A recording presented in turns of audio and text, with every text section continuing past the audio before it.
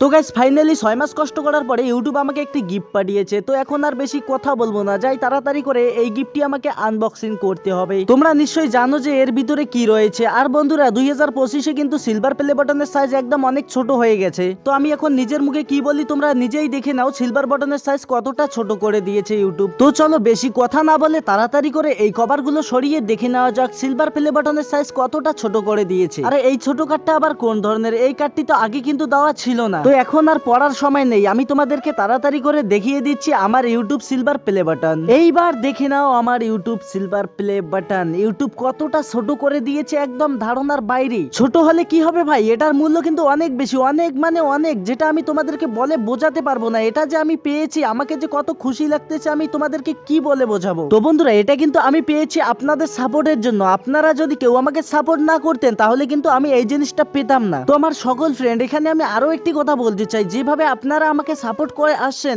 আশা করি এরপরেও আপনারা আমাকে এভাবেই সাপোর্ট করে যাবেন।